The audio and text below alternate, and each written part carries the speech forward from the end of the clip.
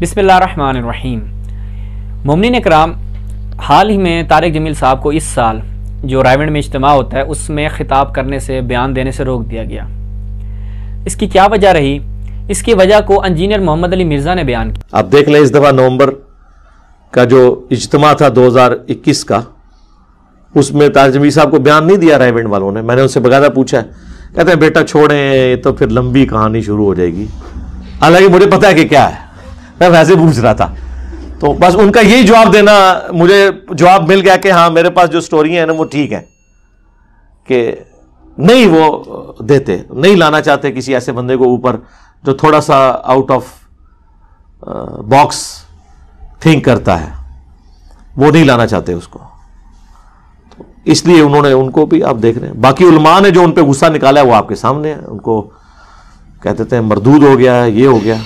میرے ساتھ فون پہ کئی دفعہ ان کی بات ہوئی ہے، وہ یہی رونا روتے ہیں کہ یار یہ ہمارے علماء کیا کرتے ہیں، ایک بات میں اختلاف کر کے اگلے بندے کو زیرو سے ملٹیپلائی کر دیتے ہیں۔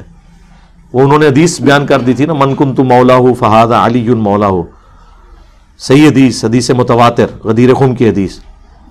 تو یہ نہیں کسی نے کہا کہ یہ حدیث غلط ہے، وہ کہتے ہیں جی ضروری تو نہیں تھی نا بیان کرنی، ٹھیک ہے جی، اس سے تو شیعہ کو تقویت ہوتی ہے۔ جی، آپ نے سماعت فرمایا۔ انجینئر نے بڑی دو تین باتیں اس میں دلچسپ کی ہیں۔ اس نے کہا کہ طارق جمیل صاحب سے میں نے پوچھا کہ بھئی آپ کو کیوں منع کیا گیا، تو اب وہ جو وجہ بیان کر رہے ہیں وہ یہ کہ چونکہ انہوں نے روایت بیان کی تھی من کنتو مولا فہد علی مولا، اور اس کے اوپر انہوں نے گفتگو کی تھی، تو ان کی جماعت کے لوگ اس پہ ناراض ہو گئے ان سے، اور یہ وجہ بنی کہ ان کو بیان نہیں دینے دیا گیا، یعنی ان کو خطاب نہیں کرنے دیا گیا۔ پھر انجینئر کہتا ہے کہ وہ لوگ کہتے ہیں کہ حدیث ٹھیک ہے، یعنی صحیح السند ہے، حدیث متواتر ہے، لیکن کیا بیان کرنا ضروری تھا؟ یہ بڑی جو ہے وہ لطیف چیز ہے کہ کیا بیان کرنا ضروری تھا اس حدیث کو، ایک چیز۔ پھر دوسری کیا کہ اس سے شیعوں کو تقویت ملتی ہے، یعنی کس انداز سے شیعوں کو تقویت ملتی ہے؟ جب آپ اس روایت سے اپنا ایک معنی مراد لیتے ہیں تو پھر آپ کو بیان کرنا چاہیے، پیغمبر کی حدیث ہے، اور پیغمبر کی حدیث اگر کوئی بیان کرتا ہے تو آپ اس کی سرزنش کرتے ہیں۔ اب ہمارا اور اہل تسنن کا اس روایت پہ جو اختلاف ہے وہ لفظ مولا پہ ہے۔ اہل تسنن کہتے ہیں کہ یہاں پر جو لفظ مولا ہے اس سے مراد دوست ہے، یعنی پیغمبر نے غدیر خم میں جو اعلان کیا من کنتو مولا ہو فہذا علی مولا، کہ جس کا میں دوست ہوں اس کا علی دوست ہے، بقول ان کے، یعنی رسول اللہ دوستی کا اعلان کر رہے ہیں۔ یعنی جب دوستی کا اعلان کیا جا رہا ہے تو پھر آپ یہ روایت بیان کرنے والے کی سرزنش کیوں کرتے ہیں؟ پھر آپ کو کس چیز کا خوف ہے؟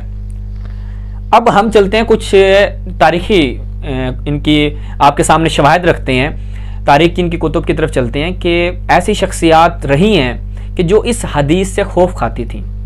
سب سے پہلے تو آپ کی اسکرین پہ کتاب ہے ابو بکر بن یزید الخلال کی۔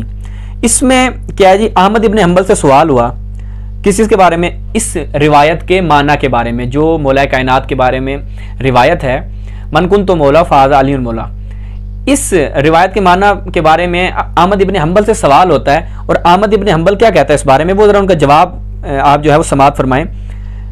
قالا، احمد ابن حنبل کہتا ہے لا تکلم فی ھذا، یعنی اس بارے میں کوئی بات نہ کرو، دع الحدیث، چھوڑو اس چیز کو، کما جا، جیسے یہ روایت آئی ہے اس کی، یعنی اس کے معنی کو چھوڑو، جیسے یہ روایت ہے ویسے بیان کر دو، یعنی اس کے معنی کو پوچھنے کی، سمجھنے کی تمہیں کوئی ضرورت نہیں ہے۔ اب احمد ابن حنبل کو کس چیز کا خوف تھا؟ بھئی اگر آپ کی مراد اس سے دوستی ہے تو آپ ببانگ دول کہیں، ڈنکے کی چوٹ پہ کہیں، تو آپ کو کسی قسم کا کوئی خوف، وحشت، ڈر نہیں ہونا چاہیے۔ اچھا جی، چلیں ایک اور کتاب اسود الغابہ میں چلیں، وہاں پہ دیکھیں، یہاں پہ بڑی دلچسپ چیز ہے کہ عبید اللہ کہتا ہے کہ میں نے زہری سے کہا اس حدیث کے بارے میں، یہ جو حدیث غدیر ہے جو تم بیان کر رہے ہو، اس حدیث کے بارے میں شام میں کوئی بات نہ کرو، جبکہ تم دیکھتے ہو کہ شام میں کیا حالات ہیں، اور تم سن رہے ہو کہ مولا کائنات پہ سب و شتم کیا جاتا ہے، برا بلا کہا جاتا ہے، گالم گلوچ کی جاتی ہے۔ تو زہری کہتا ہے خدا کی قسم کہ میرے پاس مولا کائنات کے فضائل کی وہ روایات ہیں کہ اگر میں ان کو بیان کروں تو مارا جاؤں، یعنی مجھے قتل کر دیا جائے، یعنی اس قدر خوف محسوس کیا جاتا تھا اس روایت کو، اور اس روایت کے علاوہ دیگر مولا کے جو فضائل کی روایات ہیں ان کو بیان کرنے سے۔ اب یہاں پر ایک سوال یہ پیدا ہوتا ہے کہ جب آپ اس سے دوستی مراد لیتے ہیں تو پھر آپ کو کس چیز کا خوف ہے؟ یعنی اب یہ چور کی داڑھی میں تنکا، یعنی وچے گل کوئی ہو رہا ہے کہ یہاں پر دوست مراد نہیں ہے. اگر دوست مراد ہوتا تو کسی قسم کی آپ کو یہاں پر کوئی ایسی مشکل نہیں ہونی چاہیے تھی کہ آپ اس روایت کو بیان کریں.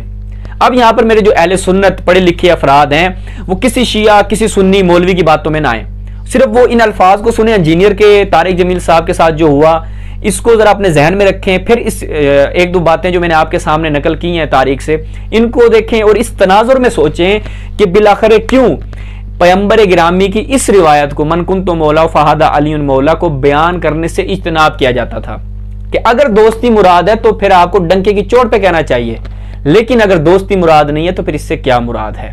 یہ ایک لمحہ فکریہ ہے ان تمام میرے دوستوں کے لیے جو پڑھے لکھے افراد ہیں اور وہ ان مولویوں کی چکنی چپڑی باتوں میں نہیں آتے. تو میں آپ کو دعوت فکر دیتا ہوں کہ آپ چھوڑیں شیعہ مولوی کیا کہہ رہا ہے, سنی مولوی کیا کہہ رہا ہے, آپ خود تاریخ کی کتب کی طرف رجوع کریں اور دیکھیں بالآخر اس حدیث سے کیا مراد ہے. السلام علیکم ورحمۃ اللہ.